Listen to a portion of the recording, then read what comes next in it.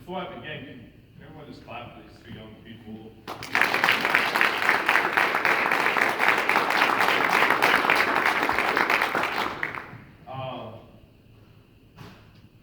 How's everyone doing? The life of Dr. Martin Luther King Jr.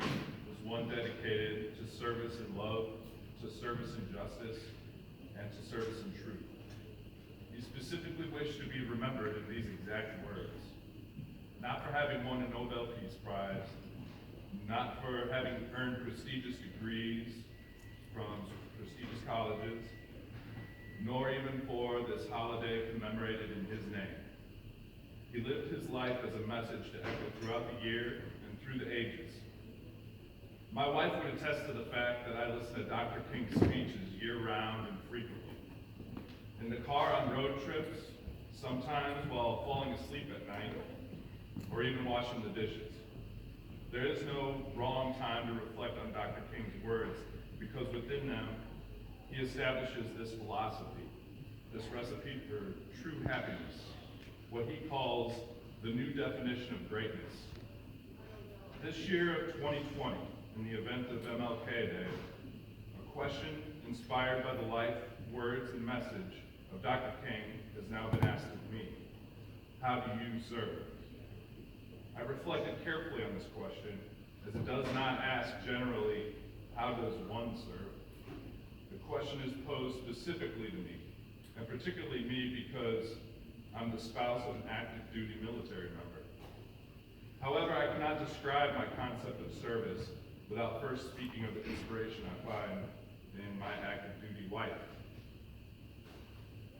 I am inspired by her persistence in her profession, her diligence in holding herself accountable, her commitment to supporting young airmen, and her unwavering discipline in bringing her best self to work every day. It is not uncommon for her to come home beaming with pride at one of her young airmen having won an award, yet she'll forget to mention her own accolades. And truly, I do not know of her taking one sick day in her thus far 17-year career in the United States Air Force. Though she's earned a reputation for excellence on the job, it is behind the scenes which I find her to be even more inspiring. Her trips to the dry cleaners to make sure that her uniform is at its best. Her routinely standing on the sidelines of intramural games, sometimes in rain and mud and cold. Her kind gestures to coworkers to let them know that they're appreciated. She does so much that never makes it into a performance review. Too much to list here.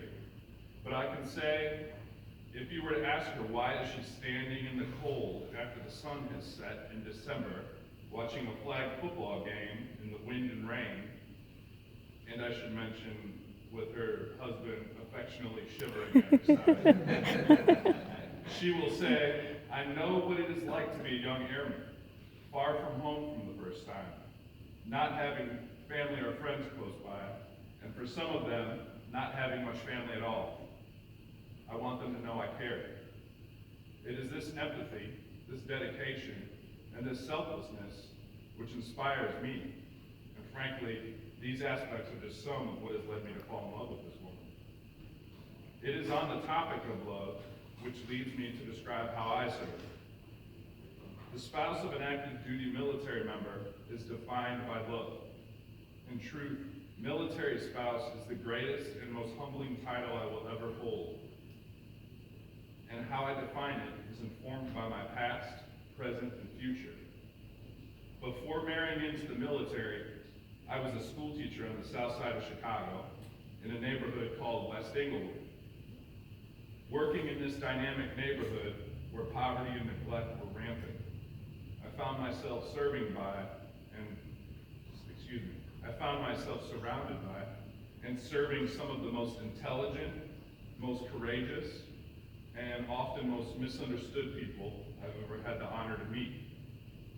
I spent thousands of hours volunteering through community groups in one of the poorest neighborhoods in America, reading to children, mentoring young adults, raising funds for philanthropic efforts, helping rehab homes, attending violence intervention meetings, teaching music and history in the community, Clothing drives, toy drives, turkey giveaways, walking the kids to and from school.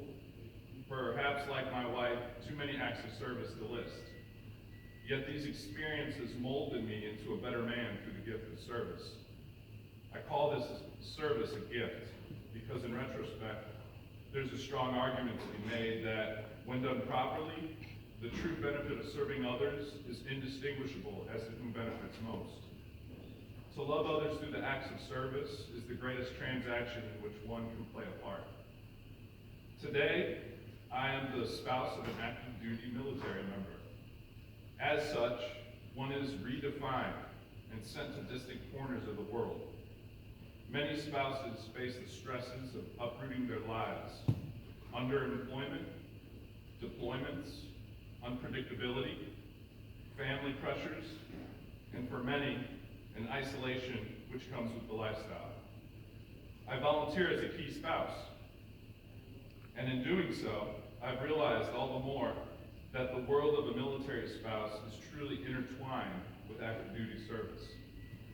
A spouse may not carry a weapon or wear a uniform, but you can best believe they impact the effectiveness of those who do. And this impact is a type of service to country which has no EPR. Yet spouses must be selfless. Whether they are a husband or a wife, they serve their family, their community, and their nation. Military spouses volunteer for food drives, or potlucks, or libraries, or childcare, all of which I've done. Yet military spouses must lead by an example of commitment and unwavering love for their active duty military member. There may be arguments, laughter, tears, stress, surprises, but it is love which defines us. This love has the power to build families, build communities, and even build armies.